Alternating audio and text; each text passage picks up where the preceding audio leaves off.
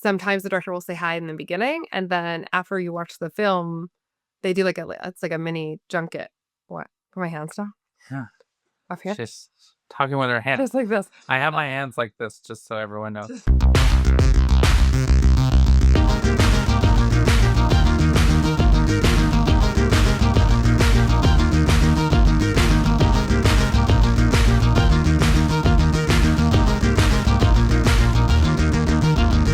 Welcome back. Hi, everyone. I'm Cade. And I'm Kit. And we're real people. Doing real reviews. We're going to wrap up all of our reviews of CUF, Calgary Underground Film Festival of 2025. Yeah. Today. Mm-hmm. Whew. There was a lot. Saw a lot of movies. We sure did.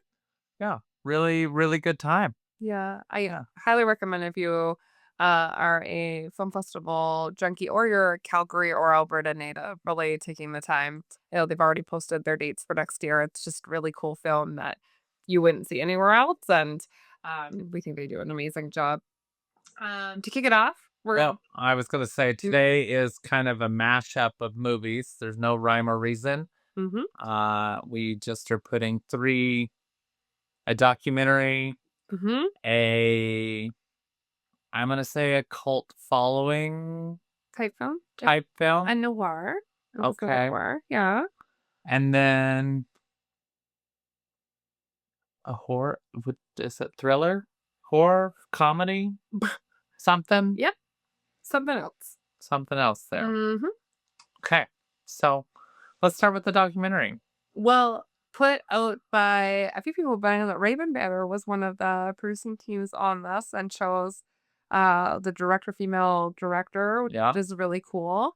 Tell us a little bit about the plot of that film. Lunatic, the Luna Vachon story. Vachon?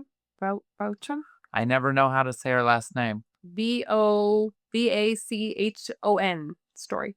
Yes. Mm-hmm. So she's a wrestler, if you didn't know that. Coming up in you would have seen her on WWE, WWF. Mm-hmm. Kind of during that time, she had cards, an action figure. Very popular. She's obviously a female wrestler, but she's a aggressive, kind of over the top kind of character. Mm-hmm. She screams. What is that? Use your words, Cade. Use your words. Like a saying? She had like a tagline? No, like not emo music, but like the screamo? Yeah, where they scream with that deep like heavy metal kind of. Yeah. All right. You know what I'm talking about? Can you do it? Do you? Oh, I'm not. No, we don't want that for anybody. I was trying to get her to go into it. Well, I have no wrestling mode. There is no kit. Switch to wrestling mode. Doesn't. Nope, not a switch. Oh yeah, I don't. Can't picture me really doing that. I mean, no. So obviously, it's a documentary taking her through her wrestling career, and the ups and downs of traveling with wrestling, drugs, love for the sport, talking to the people around her, because obviously she's deceased now, and it was just the way they did it was a really cool kind of story. I'd have to say the documentary is probably hour and a half, 2 hours long, and you were captivated. Yeah, the whole time. I looked down at my clock afterwards and was like, oh, we definitely did some time travel. Because it didn't feel like it was that long, actually. I mean, that is a great storyteller and filmmaker. If you are so enthralled with a story that you disappear into the time, gosh, that's half the point of filmmaking, is taking your audience somewhere else or on someone else's journey, and to care enough about a character, or obviously in this case it's a real person, brava to the team, because that's not an easy feat to keep somebody interested for that long. Very cool. Definitely. As well as I would say they did a really good job, interesting job of keeping it very light Mhm. because they kind of touched on, like some, you know, childhood abuse kind of growing up within the wrestling industry, drugs, partying, those sorts of things as well. Mhm. Um, but like touched it and then kind of backed away off of it. I think that's kind of like a fine line with documentary is can we keep it entertaining and still tell the truth? Yeah. Can we do both? Can we say this awful thing and also we're going to move forward? Like, can we do that? And I think that, again, it takes like a really great filmmaker to To do make that. that happen. Yeah, I think so. Yeah, I don't think it's easy to documentary. I think that lots of times you'll see filmmakers and they'll be like, "Oh, I'm just a little documentary filmmaker," and I'm like, "Oh, you're telling the truth and trying to keep people interested. That's not easy. What in a world of like Batman, you know what I mean? So Right. pretty cool. Yeah. As well as it was a full story. There was no real gaps. They Mhm. took us through like her whole kind of wrestling career. And I'm sure that had to have been hard because these are based off of interviews with actual people. So like to get all of that information and then cut it up to make a story, Mhm. even at that standpoint, Yeah, without it being like an over narration or since she's passed away, it's not her giving her 2 cents on things along the way. So yeah, again, yeah. crazy. Mm-hmm. Yeah. Yep. Uh, do you think documentary is important? I think so. Yeah, I think I think You it's gotta ask why. uh, I think they're important. Next question. great.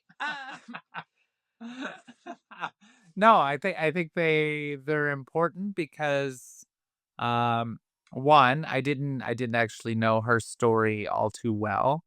So I think documentaries you can learn from them Mm-hmm.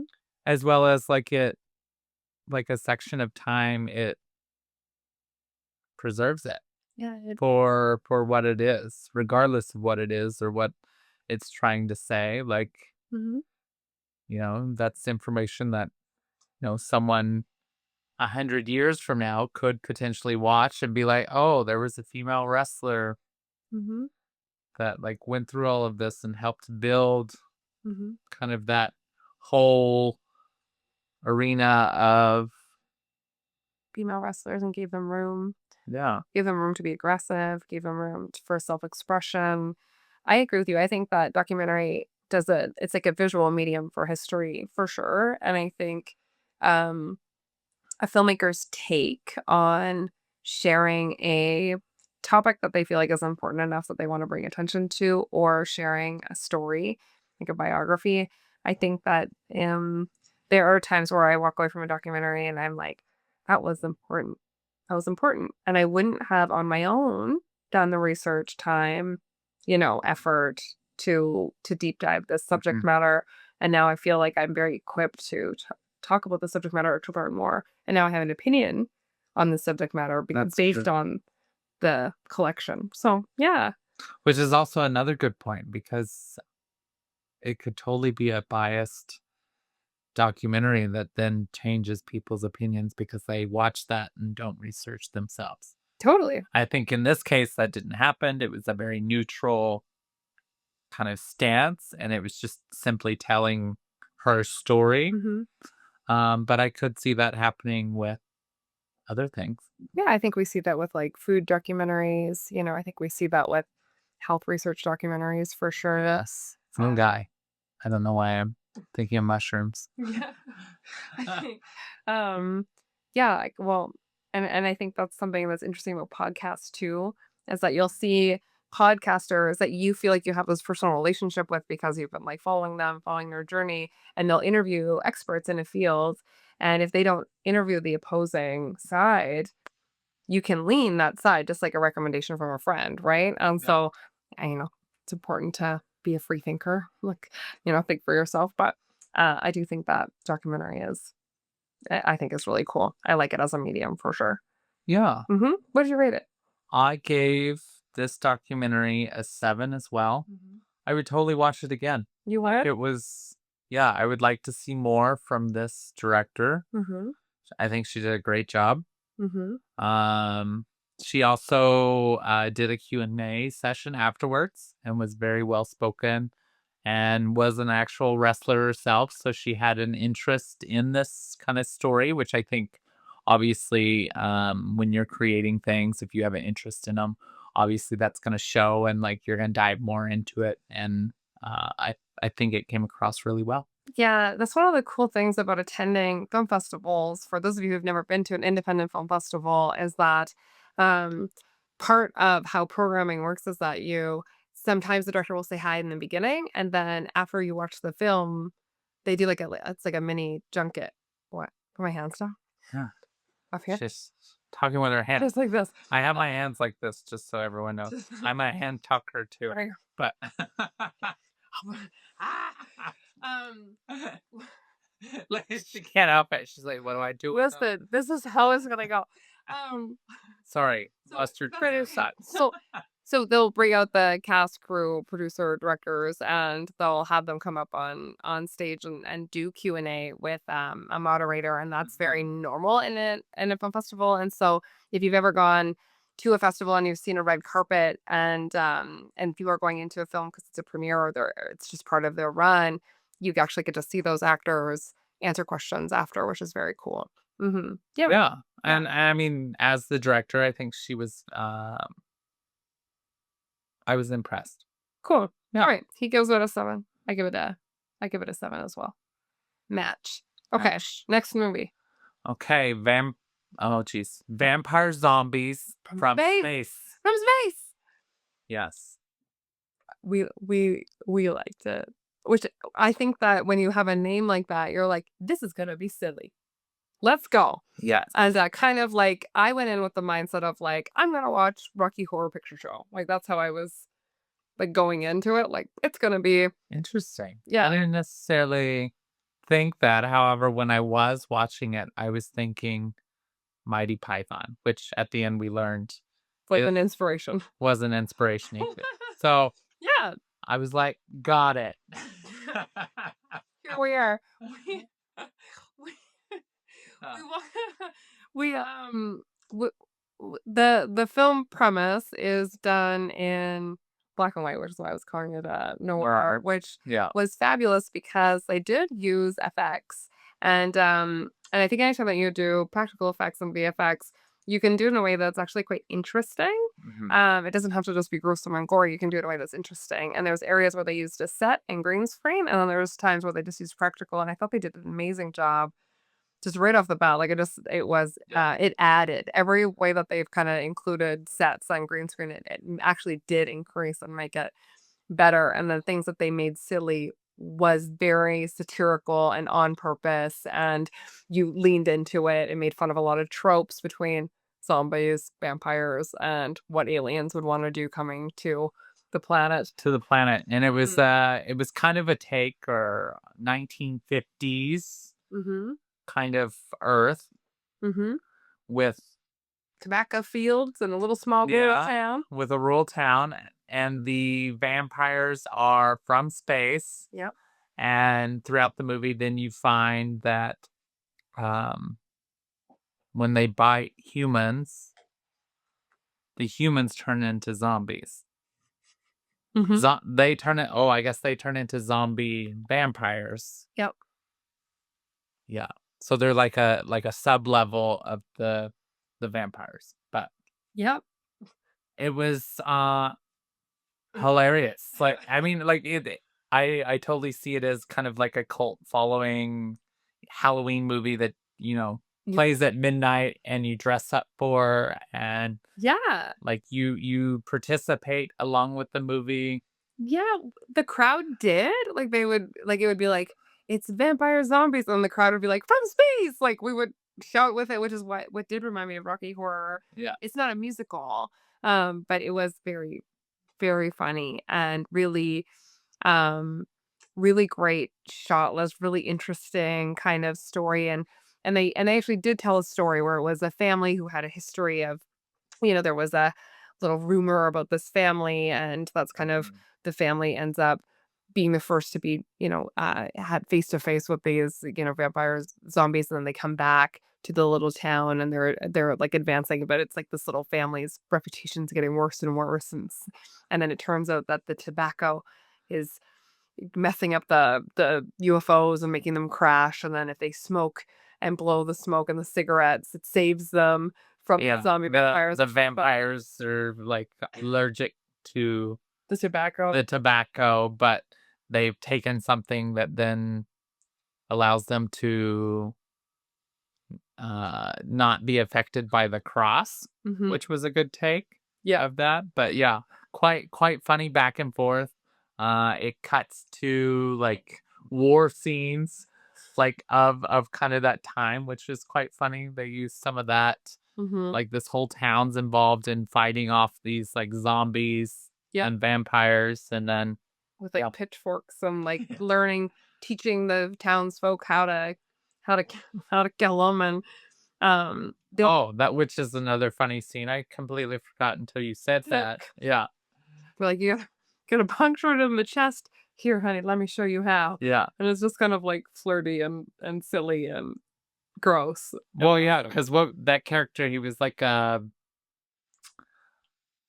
every stereotypical kind of male character of Bad that boy. time. Yeah, like he was like Cool. cool James Dean's name. James Dean, like just like yeah, like they were Toast their hairstyle. talking to him at one point, and he's like smoking 2 cigarettes or 3 or 4, something crazy, like obnoxious. They leaned into every trope. Yeah, It was just yeah, which was so good. clever, like the vampires turn into bats, but they made it like floppy Halloween bats, so it'd be like it's like with like strings, and you're like, "What?" Yeah, And then it would go right back into a very serious scene, so it'd be like it was a great timing, just very the silly. spaceship was also a big bat. Yeah. So like the vampire turned into a bat, Mhm. and then that bat was inside of a bat spaceship, 'Cause of course, why kind of not? fluttering around Yeah. out. Yeah, it was great.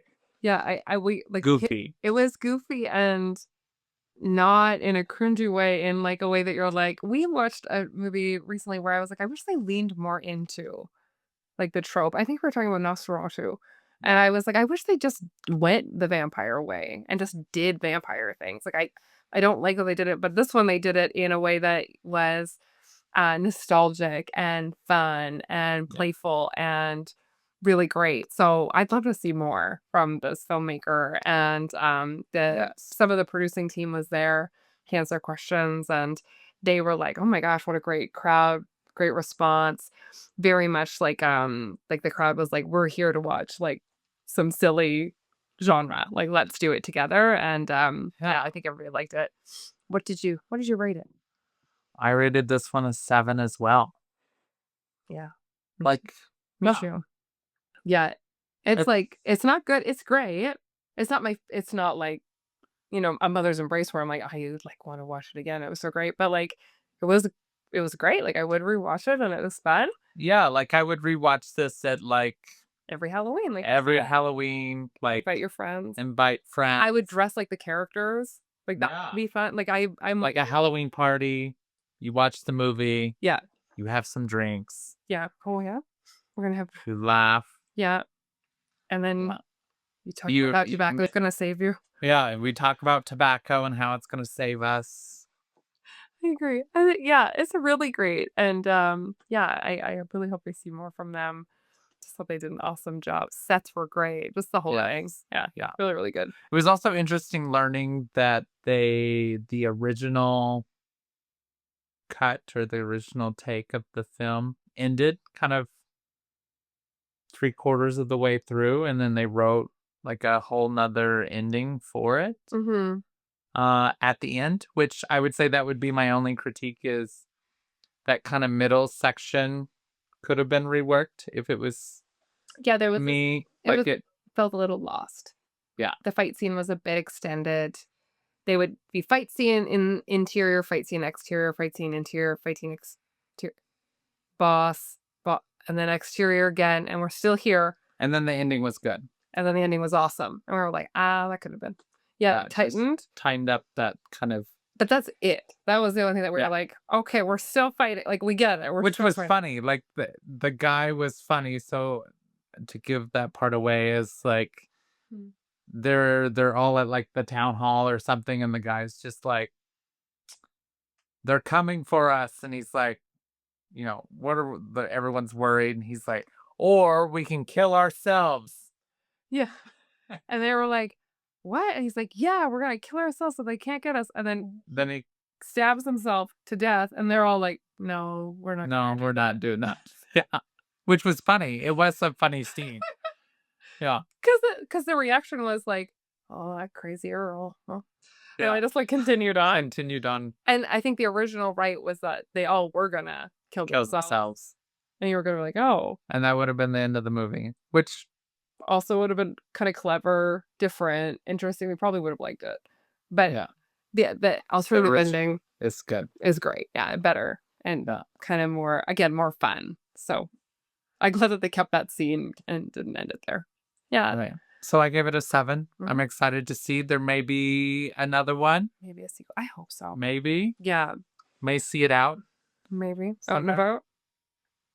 Maybe. Okay. Next is the last podcast, which we thought was fitting for us to end. Oh. Not end our podcast. No, but end the cuff section of reviews.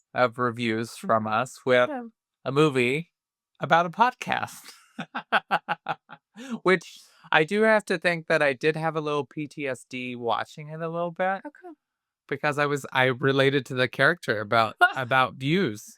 Right.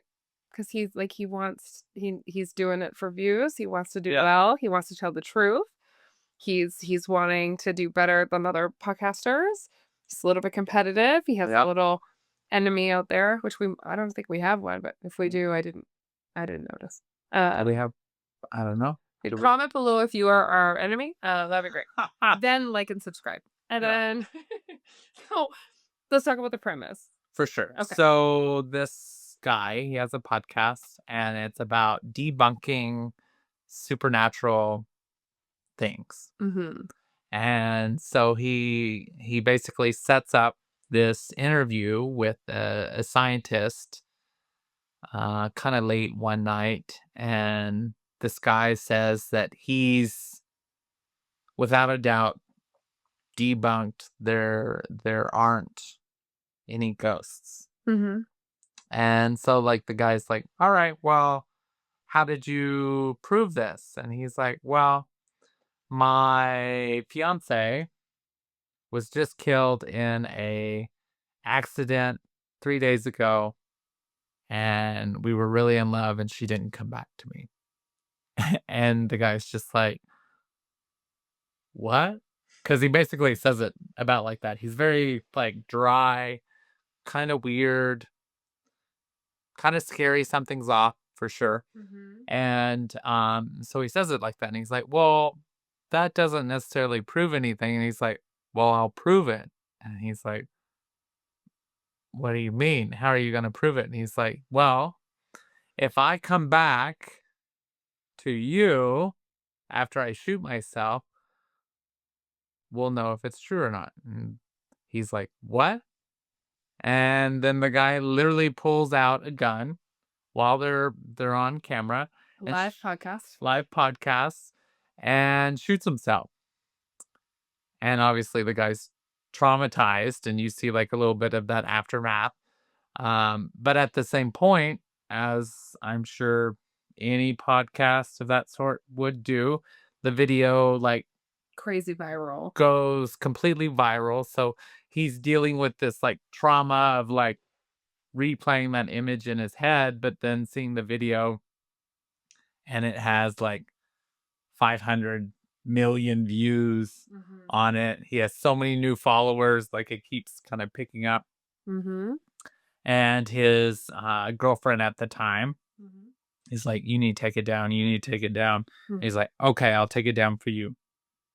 And then he's kind of tormented with himself because he's like, but I'm getting all these followers, which is kind of his internal dialogue where he's like, I know I should probably take this down, but It's smut, like, it's bad, but that's hard for me to let go of right. because I work really hard and this sucks that this is the one, you know? Yeah, absolutely. So then he's like, all right, I will take it down. So he takes it down and like the next morning he's in the shower, taking a shower, and then the ghost appears in the shower with him and he like freaks out and then the ghost disappears. But then it kind of builds where like the ghost appears And tries to communicate with him. and tries to communicate. Um, they realize that he can't talk to him. However, he can find things, um, you know, from people or whatever. So the guy is like, "All right, you got to come back on my show." And so he comes back on. He's talking to him, introducing him, and then he realizes he looks at the camera and he's like, It's just like "Yeah." Like he's talking to him the whole time, telling this information, and then he looks up and there's no one, no one next to him. So he's looking crazy. all of his followers are like, "He's a sham. This didn't happen," Mhm. and he's now upset that like this ghost he couldn't prove it, but then the ghost is like, Tell James that the baseball's in your sister's dollhouse in the attic. "Yeah, And he's like, "What is that? Okay, I gotta go, guys." But then turns out the guy who owns a network is watching the show because he's looking to onboard new podcasters to his network, calls his sister and is like, "Hey, is that baseball in the dream house?" She goes into the attic, finds it, and is like, "Yeah." He's like, "Oh man, this guy's legit.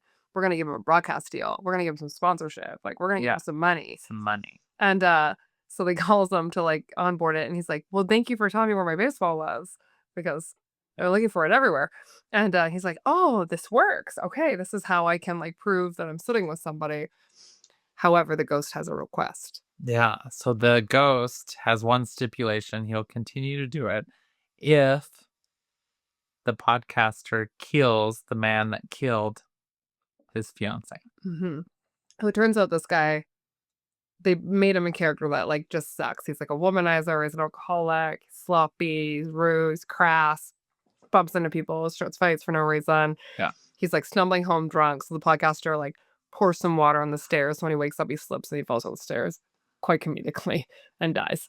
And Yes. and he's like, "Oh, okay, look, I did it. Like, come be on my podcast." So he does, and they continue kind of doing a show together. You can see that the ghost is kind of deteriorating. So obviously shouldn't stay in this world. Like his ear falls off. He has like weird, kind of like epileptic moments and screaming moments, Yeah. and it's kind of bizarre. The podcaster is like, "Okay, I'm doing better in life," and finds out his girlfriend is pregnant. And he wants to do the right thing, invites her to move in with him, like asked to be engaged to her. Yeah. And she's just kind of like grappling with, maybe not continuing with school, maybe she should, now they're getting married, she's pregnant, and he's trying to like make money to support this like all of a sudden massive responsibilities are happening to him in his life. And then his rival podcaster, he has a ghost. Well, before that, like, Something so happened. the Tell me. police come All right. to him and they're like, "Hey," um, asked him a few questions. He's very short with them, but it turns out that someone Oh. saw him pour water on the steps for the guy. Mhm. So he then tells his ghost, "Hey, who was that? We're gonna have to go do something with him." And it turns out it's like one of his biggest fans. And that's why he was recognized because it's like this one guy loves the show. Yeah, from his hat that he was wearing at the time. So they like have to go to the house. It's kind of funny. They basically the guy is in the garage sawing something and he turns off the breaker and, and then the saw basically cuts off Armor, I think. his hand or Yeah. something quite big where he's like starting to bleed out when they turn it back on and so they could see him and then the guy actually sees him and he's like call 911 and he's like oh my god I'm on the phone right now and he's waiting for the guy to just die, which is quite funny. It's a quite funny scene the way all of that kind of works. But then he leaves and he's like, "Whew, that was like done. No one saw me. Mhm. Great." And then his rival, this other podcaster, comes out and turns out that he has a ghost and he can do the same things. And so the podcaster's obviously like, "Oh, my ratings are like dipping because now somebody's competing with me at this level." And it turns out like this his competitor's ghost is the guy that he killed. And so they at the end they have this scene where They're gonna bury the hatchet. bury the hatchets Right. because the podcaster's obviously now fiance is like, "You don't fight with him, you gotta like do this for us, come back together." And so like they're they're at dinner and he's like basically trying to poison his competitor, but it turns out the competitor poisoned him and he dies. That's it. The end. And then he comes back as a ghost He does. to another podcaster. And he's And that's then the end. oh yeah. And well, I was like, there's a very sad scene of a very pregnant fiance sitting on the couch, quite sad. Yeah. And then he's like, "Okay, I'm gonna help you with your views, random podcaster, but you gotta do something for me first." And so again, it's kind of funny where it'd be to kill the Yeah. competition.